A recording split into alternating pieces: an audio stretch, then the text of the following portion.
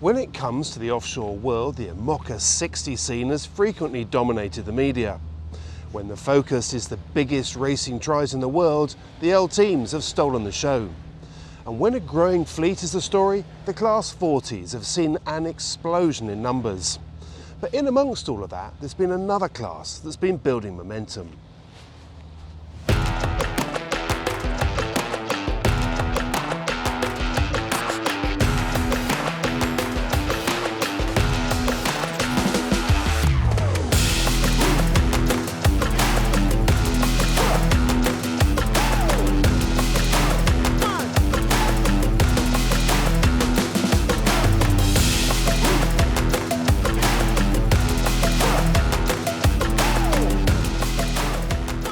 The 50-foot trimarans that form the ProSailing Tour have proved themselves to be nimble and potent performers inshore and offshore. Small enough to be sailed single-handed or by a crew of 5, yet big enough to be a handful. Their circuit comprises 4 key stages, starting in Bonifacio in Corsica, to France, the UK, and then back to France for the finish. The fleet has plenty of accomplished sailors. Sam Goodchild, who skippers Leyton, is one of them. He's raced Figaros, Class 40s, L teams and plenty in between. Last year he was a runaway winner of the ProSailing Tour. This year things are tougher as the competition has ramped up. So as the fleet arrived in Cowes at the end of the offshore leg from Brittany that marks stage 3 of the event, I took the opportunity to catch up with Sam to find out more about this class and a circuit that's on the rise. Well, Sam, good to see you in Cowes. Let's just kick off first of all with this boat, because a lot of people won't have heard of the Ocean 50. Give us just an overview of what is it?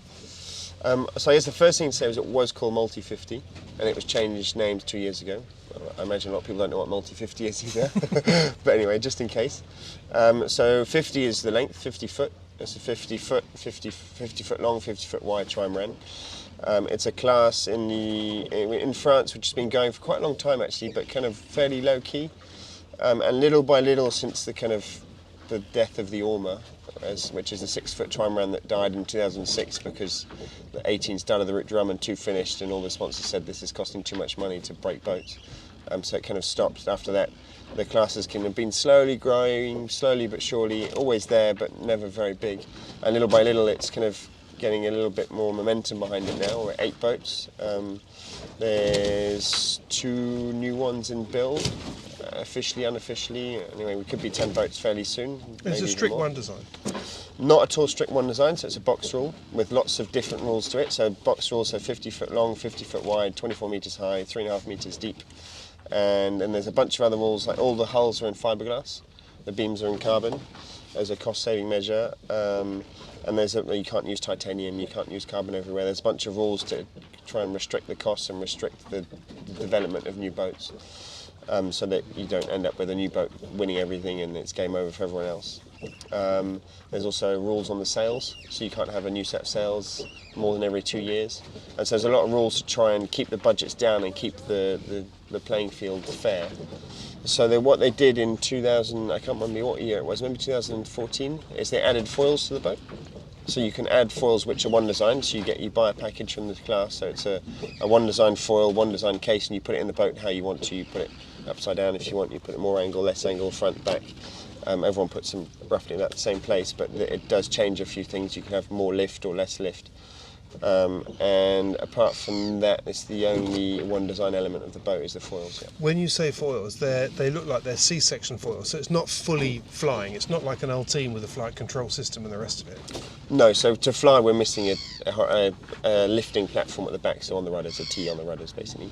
But then, I mean, our boat, which was designed by the same as the Mod 70, is basically a mini mod. The foils, I wouldn't be surprised if they took a mod foil and said, make that a bit smaller and send that off. But the idea of them is to produce more lift on the leeward side, is it, to stop the bows going down? Yeah, exactly. So stop the bows going down, so it lifts the bow out, adds a little bit of righting moment because it's lifting to leeward. And the idea is you just go a bit faster and you're a bit safer as well, because before, when you had to do a bow away in 20 knots because you got caught out by a squall, you had nothing lifting the bow out, and now we've got a little bit of help. Right. Now, you mentioned about the Orma 60s, and those that follow this type of racing will remember those. And as you say, there was an awful lot of accidents and crashes. It wouldn't seem like the most obvious thing to then go and build something that's smaller to make it safer. So how are these boats better than the 60s were? Probably the biggest difference is they're a lot less powerful. So we've got quite a small rig relatively. I don't know how big the Orma rigs were, but they got pretty ridiculous towards the end. So we've got a smaller rig, which means we're full main and J1, which is our big jib, up until 20-22 knots. Really? So they're quite underpowered boats. 20 knots true? Yeah, true. Really? Yeah. Crikey. So they're quite underpowered boats, but we've hit 38 knots with ours, and the blue one outside has hit 40, 41. So they're still capable of going fast. But the idea is to not go down the Orma route, where it's got to the point where they were designed to sail. And someone said the other day you could capsize in 8 knots with an Orma, wow. Which we can't do. Yeah. What and how many do you sail with? So we have 2 circuits. We've got this ProSailing Tour, which started last year. So that's with Grand Prix events where we're inshore racing with 5 up, coastal racing with 3 sailors and a media man. And then generally each year we have a big transat, which is either double-handed for the Jack Vabre or single-handed for this year on the Route de Rome. Right. Tell us about the ProSailing Tour. Yeah, so the ProSailing Tour is a circuit. So there's the first ProSailing Tour was 2021. And the second one is this year. They're basically about the same circuit, so it's each event is called an episode, a Grand Prix event, where there's 2 days inshore sailing and 1 offshore coastal race, or offshore 24 hours. And so there's a coefficient base, so each inshore race is 1 point, and each offshore race is 3 times the point, 3 points, sorry. And so there's 3 events like that, and then a grand final, which is an offshore race. So this year, the grand final is from Cowes to Roscoff, and that's a double event, a double point scoring event. So it's a bit of a circuit. The last time we spoke, you were sailing a class 40, and you've sailed all kinds of boats in the offshore world. What is it about this that drew you to it? Why do you like the Ocean 50s? I basically like learning. And 2 years ago, before I started this project, I was doing old team sailing with Stavo and Figaro sailing, and it's kind of a little bit in the middle. It's a fast sailing multi-hull where you've also got a fleet to go racing with, because the old teams are amazing boats that there's no fleet, and the Figaros are amazing fleet racing, but they're not most amazing boats. So it's something in the middle. And to be honest, I like challenges, and when I started this project 2 years ago, and I was thinking, I don't know how I'm going to be able to sail this thing across the Atlantic single-handed. That seems completely stupid. And now, 6 months from the start of the Route de Rome, I've got my head around how it's possible and how to do that in a competitive way to try and beat the others. But it's still daunting. But I like the challenge. What's daunting about it? The boats are basically more stable upside down than the right way up. Is what's daunting about it. Even if they're less powerful than the Ormas, even if they're a bit easier, they're still dangerous. If you got caught out with too much sail up, or you bear away and you get your bows in, you can find yourself upside down. So that's the scary thing about it. And obviously, if you said take this boat to Guadeloupe, I'd say yeah, no problem. See you in a couple of weeks. But take this boat to Guadeloupe faster than your friends that are also trying to go to Guadeloupe quickly. It kind of adds a little bit more spice to it. So yeah, I like challenges, and that's kind of what I'm here for, and that's it's definitely delivered. Yeah, excellent. Well, it'd be great if you could give us a quick tour around the boat, show us what the key bits are. Yeah, for sure. Yeah, excellent. Yeah.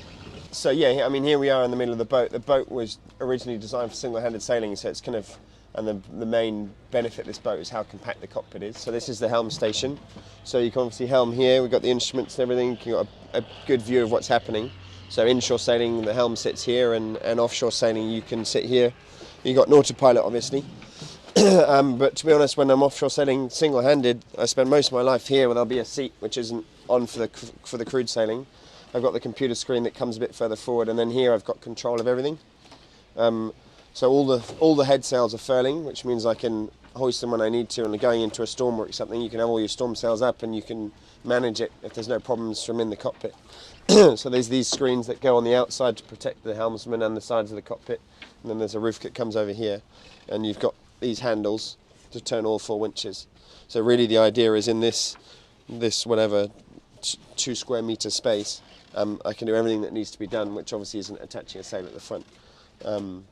So all the halyards are locked on, there's tack lines, there's literally everything can be done here.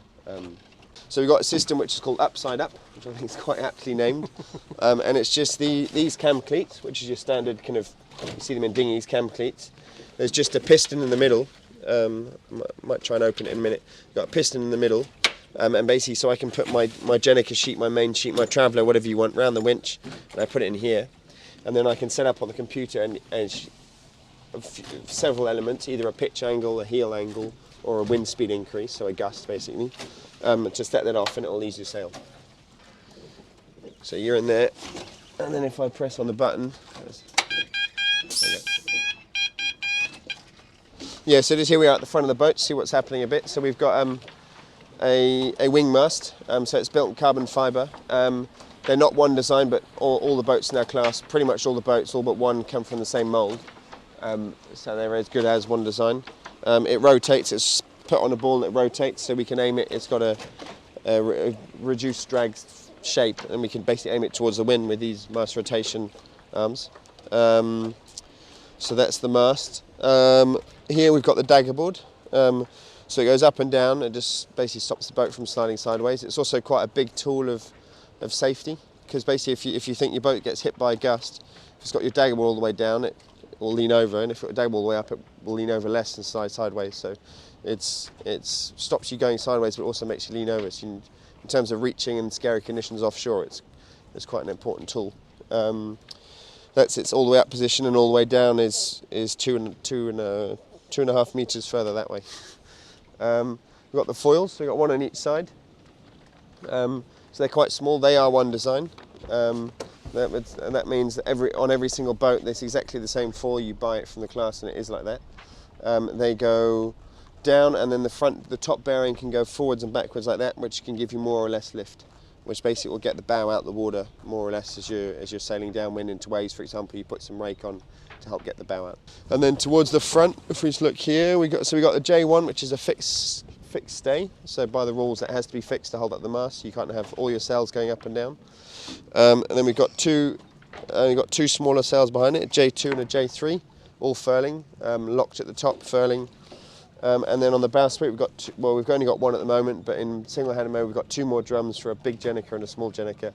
In fully crewed mode, we've got a big Jenica and a Code 0, which all go on the front. And that's it, really. So six sails in total. This one being the middle one, two bigger ones, two smaller ones. It's fairly simple, yeah. It might be 50 foot long, but it doesn't feel 50 foot long inside, does it? No, I mean, the problem is the central hull is that wide. So yeah, it's a pretty small living area, to be honest. So we've just come down the hatch, which is in the middle of the cockpit, underneath the pit and between the winches. And this is basically our living area. So it goes to the back of the boat, and it goes, we'll show you in a minute, but the same distance forward. So it's up to it's basically between the mast and the back of the boat. That's our living area. Yeah. Living is a big word, but where crewed sailing, you don't spend much time to here. The navigator will spend a bit of time on the computer, but even that, we're spending more and more upstairs. You come here to sleep and find food, and that's it, really. And single-handed, I'll sleep on the floor here, and that way I can get up quickly. Right. I've worked on trying to find a way to sleep on deck, but they're pretty humid boats, so I haven't found any yet. So yeah, this is the boat. We've got chart table screen here, chart table here, sat phone, a sleep alarm because we're single-handed sailing, so someone needs to wake us up. Instruments, pilot systems. And then this is a ballast tank. Is 500 litres in the back of the boat, so that helps get the bow out as well, and just keep the stern of the boat a bit down to stop pitch poling in big waves downwind. On the ceiling we've got the two autopilot hydraulic rams, and that's really it at the back of the boat. These are escape hatches which give a nice sea view when you work in the office.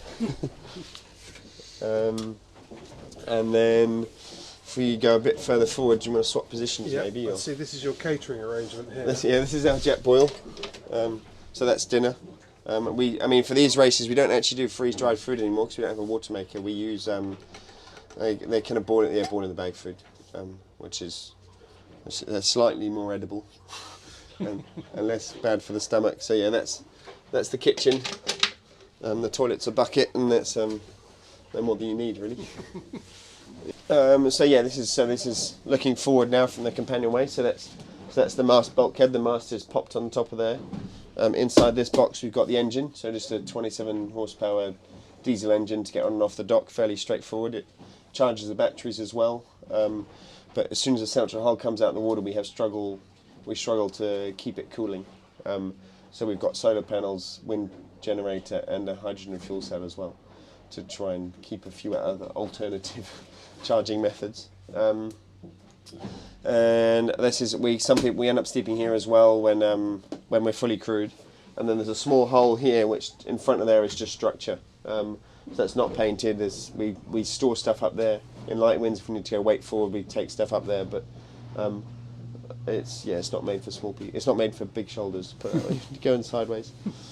Little fuel tank, our fibre optic compass, all the wires that come down from the bottom of the rig. There's a solar panel things, there's electricity, and then here is kind of our hub of electronics, where there's our autopilot, which is a technology that's getting pretty big and interesting now.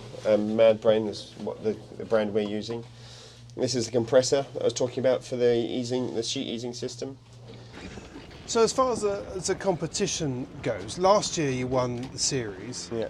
This year it seems quite tough. I mean, the thing that it looks like from what I've seen is that the competition is pretty intense. Yeah, I think that what we did last year is we came more organised than the others, and with training, with a real kind of plan and a way of doing things, and we kind of upset the others a bit because we won everything. So this year they've all come back with they turn up to events with coaches now. No one's ever seen a coach before. They turn up to the event kind of a little bit more organised and more training and team building events in the winter so everyone knows each other like this. We've kind of maybe pushed the level up a bit, and this year definitely the level has gone up, everyone together, and I mean we had our targets on our backs from last year, and that's one of the way people sail. You can see we can definitely feel that target on our back. And also the other thing is there's 2 brand new boats that put in the water at the beginning of last year, and last year, I mean, they were in a curve of progression which is pretty steep, and they're getting to know their boats better and better, so it's getting harder and harder to keep up with them, but the competition is still good and interesting. So I mean, we like winning, but winning easy isn't quite as satisfying as winning hard, is it? So it's not a bad thing as long as we can stay competitive with our older boat. It's not a bad thing, and that's the case at the moment. So one more race to see who wins this year, I guess. Yeah, well, good luck. Thanks.